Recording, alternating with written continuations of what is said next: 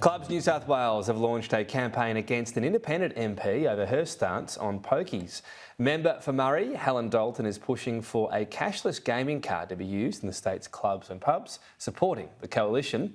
I spoke to Clubs New South Wales Chief Executive Josh Landis a short time ago. Josh Landis, thanks for your time. Launching this campaign and taking particular aim at Helen Dalton. Why?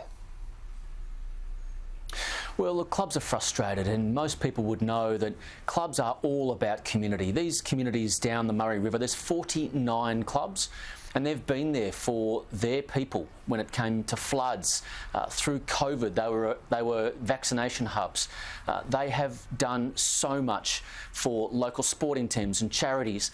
And what they're saying to us is Helen Dalton isn't even talking to them. She's refusing to listen to them or meet them. And they've just had enough. They say, if you're going to be our representative, that means you go to Macquarie Street with the point of view of your community and your constituents. You don't make it up and just work out what you're going to do without even understanding the impact. And that's why they've decided to run a campaign. There's two aspects to this reform in terms of people pushing it. One of them is money laundering. This is a recommendation from Crime Commission report to combat money laundering. That has to be taken seriously, doesn't it? Well, it does have to be taken seriously, but the way that we implement ideas to resolve major problems is by trialling things, because there is a concern about the quantum effect in terms of the value cost on clubs, the impact on ordinary people who might be treated like criminals, and that's not fair if they're law-abiding citizens. They shouldn't be impacted in that way.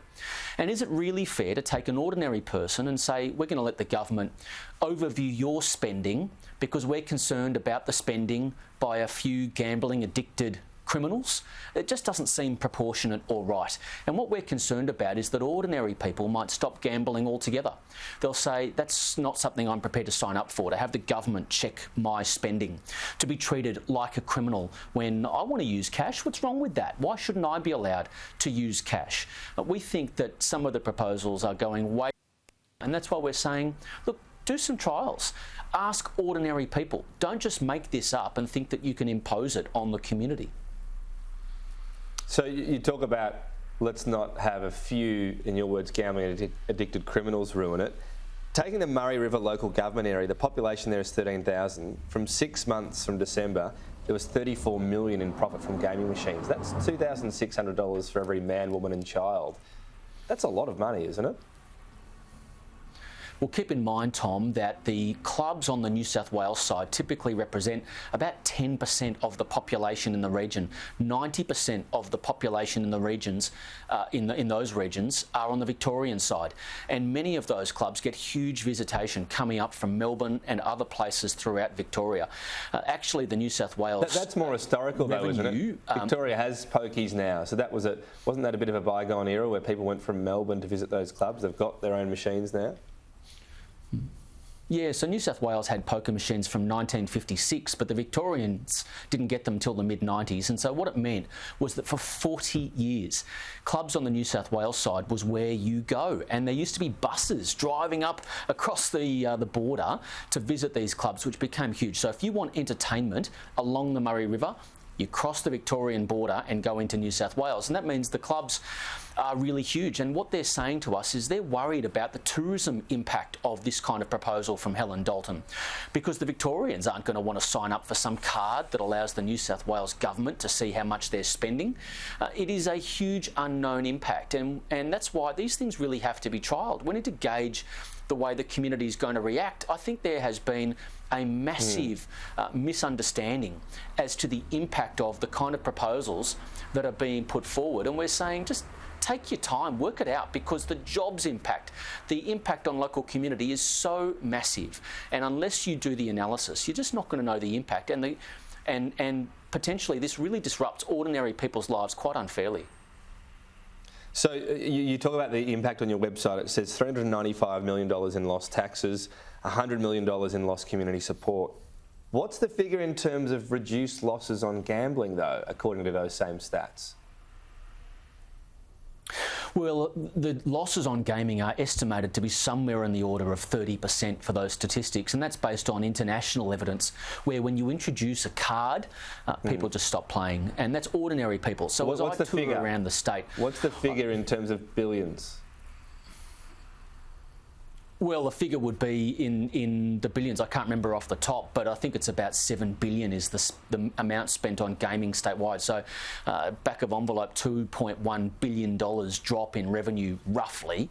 And obviously it's rough because we haven't seen the final proposals. The Premier hasn't said what his position is, and we welcome him outlining that for the benefit of the community, especially the industry, to understand where he really stands. And what we're saying is you need to outline the proposal that you intend to put forward so that it can be trialled, it can be costed. Without those assessments, then we're all flying blind and just worried about the impact. But when we talk about that impact, so back of an envelope, that's fine. I'm not trying to pin down an exact number, but if it's $2 billion or so that's no longer going to be lost on gaming, it's pretty easy to see how, when you talk about $100 million in lost community support, there's an extra $2 billion people can spend on supporting the community. Would it really be a loss overall of community support if you had an extra $2 billion to spend?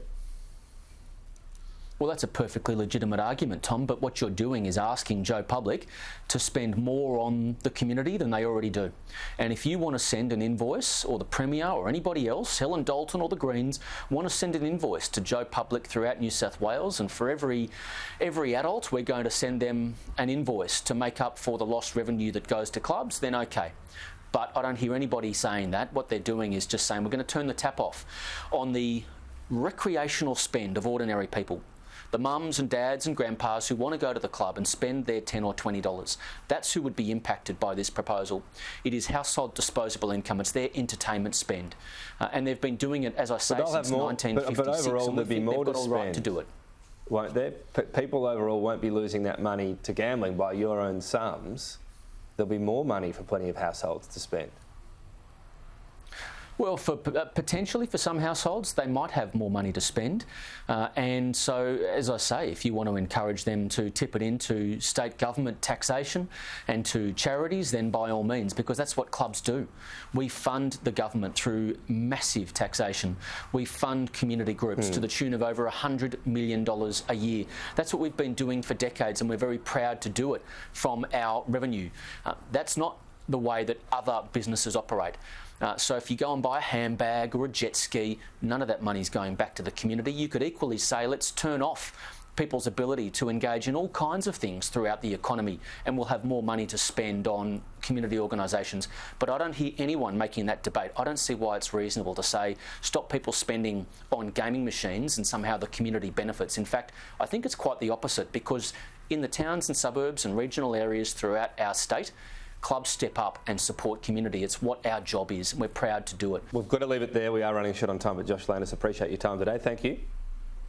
Thanks, Tom. Good on you.